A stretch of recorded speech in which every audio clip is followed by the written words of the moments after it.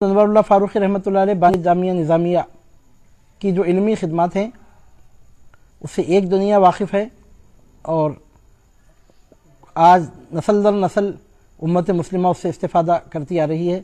جامعہ نظامیہ ہو، جامعہ نظامیہ کی تاسیس ہو، یا دائرۃ المعارف کا قیام اور اس کو مضبوط کرنے کے حوالے سے آپ لیجئے، یا دور آصفیہ میں آپ کی جو اصلاحات داعیانہ مصلحانہ جو اصلاحات اور جو تجدیدی کارنامے رہے اس حوالے سے لیجئے، امام انور اللہ فاروقی رحمۃ اللہ علیہ کا نام انتہائی روشن اور تابناک ہے۔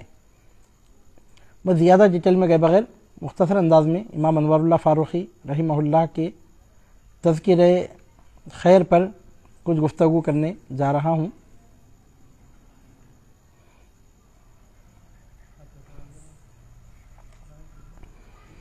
امام محمد انور اللہ خان فاروقی رحمۃ اللہ علیہ جامعہ نظامیہ اسلامی یونیورسٹی کے بانی ہیں۔ آپ کا اصل نام محمد انوار اللہ لقب خان بہادر اور فضیلت جنگ نظام کی جانب سے عطا کیے گئے تھے۔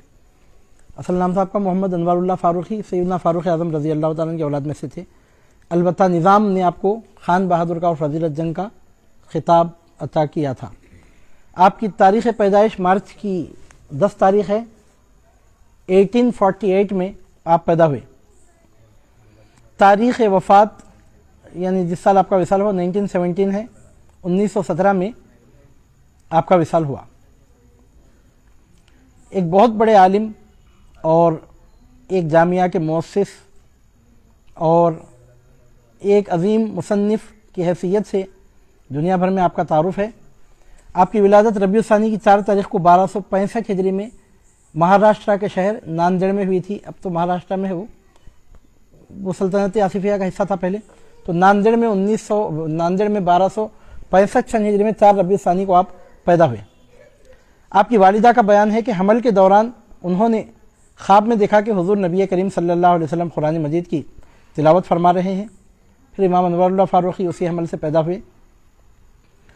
خلیفہ دوم سیدنا فاروق اعظم رضی اللہ تعالیٰ عنہ کی آپ اولاد میں سے ہیں۔ آپ کے جد امجد فرخ شاہ کابلی کابل افغانستان سے ہندوستان آ کر انہوں نے ہندوستان میں رہائش اختیار کی تھی، اور فرخ شاہ کابلی کے خاندان میں ان کی نسل میں ان کی اولاد میں امام انور اللہ فاروقی رحمۃ اللہ علیہ کے علاوہ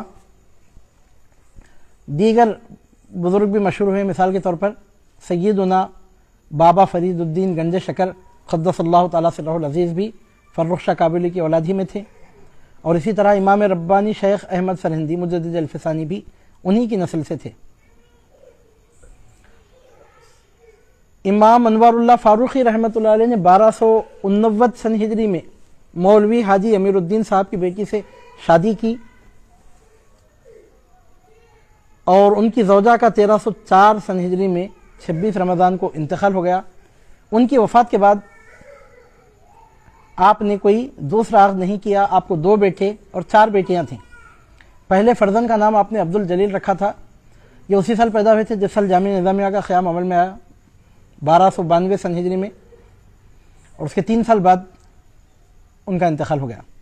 دوسرے فرزند عبد القدوس 1297 سن ہجری میں پیدا ہوئے، اور 1307 سن ہجری میں مدینہ منورہ میں ان کا بھی انتقال ہو گیا۔ اس وجہ سے اب آپ کی نسل باقی نہ رہی۔ جب آپ 7 سال کے ہوئے تو آپ کے والد نے آپ کو حفظ قرآن کے لیے حافظ امجد علی نابینا کے سپرد کیا، اور 11 سال کی عمر میں آپ نے حفظ قرآن مکمل کر لیا۔ ابتدائی تعلیم والد ماجد سے حاصل کی، پھر بطور خاص جن اساتذہ سے آپ نے علمی استفادہ کیا، جو آپ کے اساتذہ میں مشہور ترین جو شخصیات ہیں ان میں ایک ہے مولانا عبد الحلیم فرنگی محلی، دوسرے ہیں مولانا عبد الحی فرنگی محلی، تیسرے آپ کے استاد ہیں مولوی فیاض الدین اورنگ آبادی، اور تفسیر قرآن مجید کی تعلیم آپ نے شیخ عبداللہ یمنی سے حاصل کی تھی، اور حدیث کی سند تکمیل بھی انہی سے حاصل کی تھی۔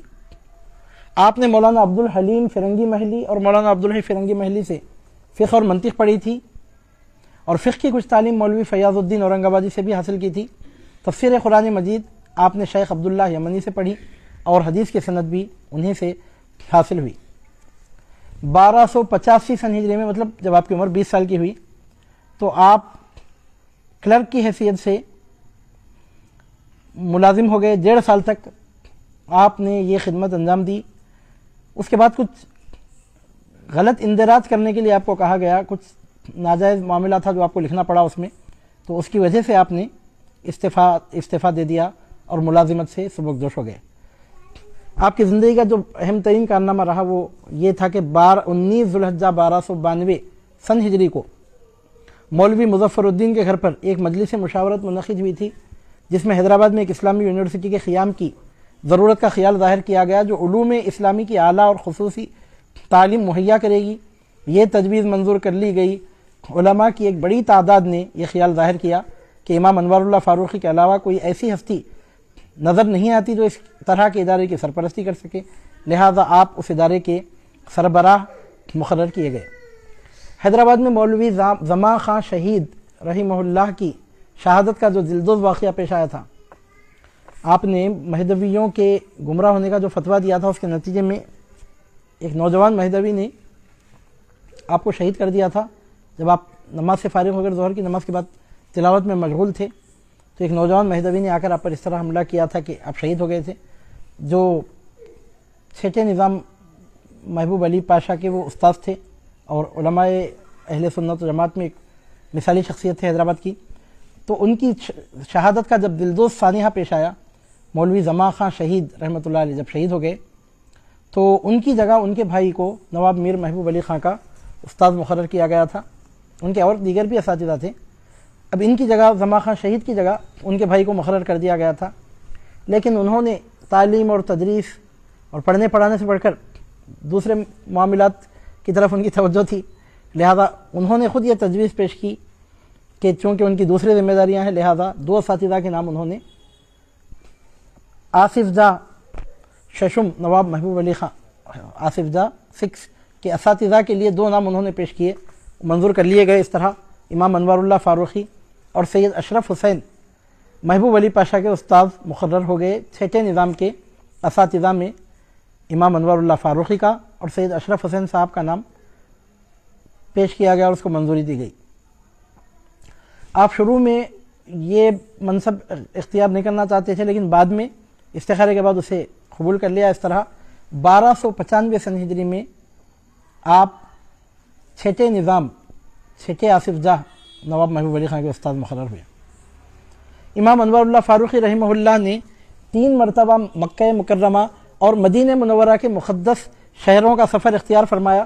1294 سن ہجری میں پہلا سفر کیا، دوسرا سفر 1301 ہجری میں اور تیسرا سفر 1305 سن ہجری میں کیا۔ 3 مرتبہ مکہ اور مدینہ منورہ کو تشریف لے گئے۔ 1294 ہجری میں پہلی مرتبہ گئے، پھر 1301 ہجری میں دوسری مرتبہ گئے، تیسری مرتبہ 1305 ہجری میں جب گئے تو یہ قیام آپ کا انتہائی اہمیت کا حامل تھا، کیونکہ اس وقت آپ نے مکمل 3 سال وہیں پر گزارے، مدینہ منورہ میں زندگی کا ایک حصہ گزارا، 3 سال رکے رہے، اور ان دنوں میں آپ کی جو خاص مصروفیت تھی عبادت کے بعد وہ تھی کتب خانوں میں موجود کتابوں کا مطالعہ، اور ان کی حفاظت کے لیے آپ غور و فکر کرتے رہے تھے۔ چنانچہ اپنے صرف خاص سے آپ نے کئی کتابوں کی نقلیں کروائی تھی اس زمانے میں، جو آگے چل کر دائرۃ المعارف حیدرآباد سے شائع بھی ہوئیں، اور اس کے بعد پھر دنیا بھر میں وہ کتابیں پھیلیں۔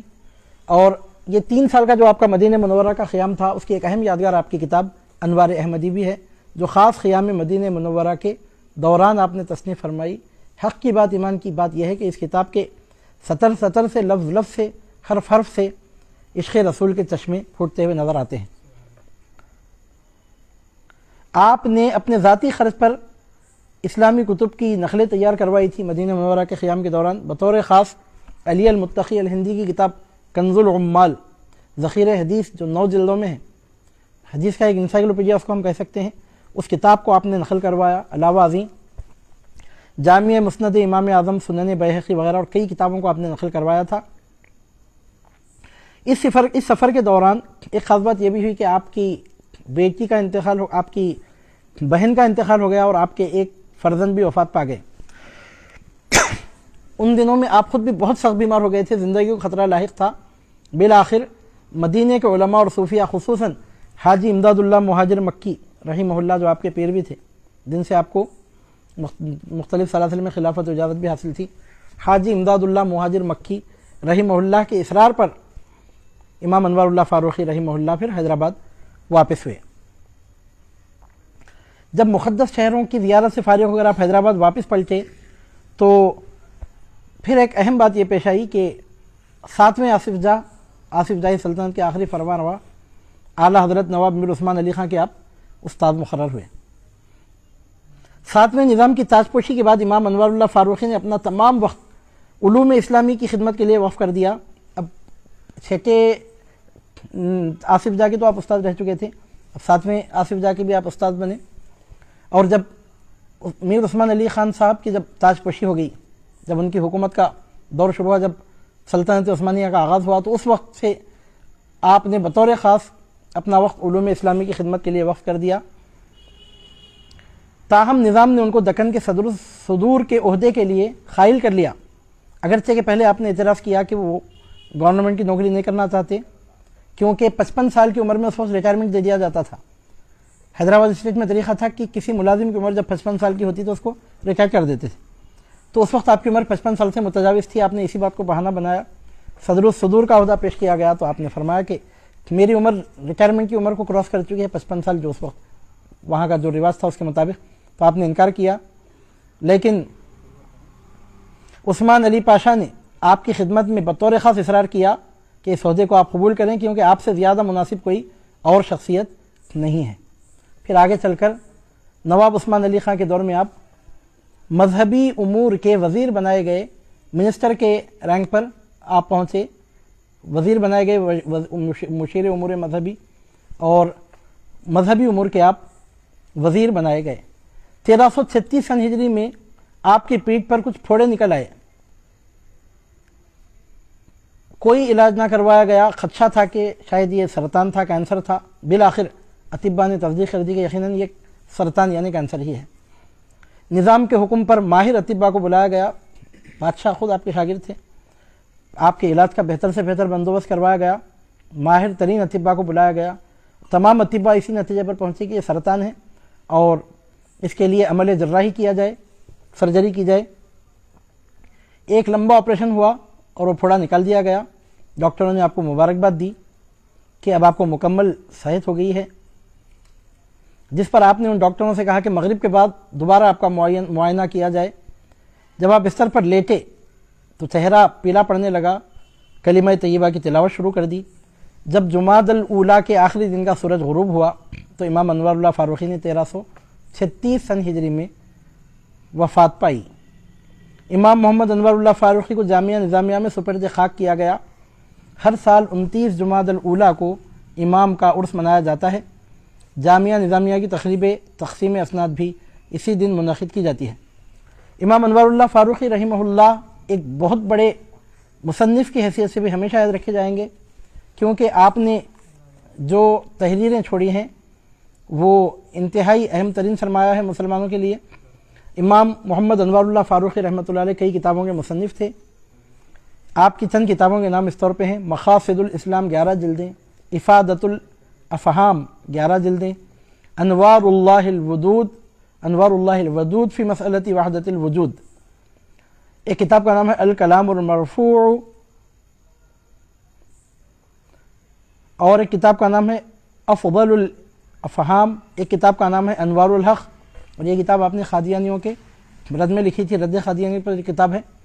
ایک کتاب کا نام ہے انوار احمدی، مقام مصطفیٰ کے نام سے اس کتاب کو بعد میں بھی شائع کیا گیا، اور ارشد القادری رحمہ اللہ نے اس کتاب کی تلخیص کر کے مکتبہ جامع نور سے بھی اس کتاب کو جدید انداز میں پیش کیا تھا۔ حقیقت الفقہ کے عنوان سے 2 کتابیں آپ نے لکھی، جلد اول جلد دوم، یہ رد غیر مخلدیت پہ ہے، اور آپ کی ایک کتاب ہے کتاب العقل، ایک کتاب ہے انوار التمجید فی ادلۃ التوحید۔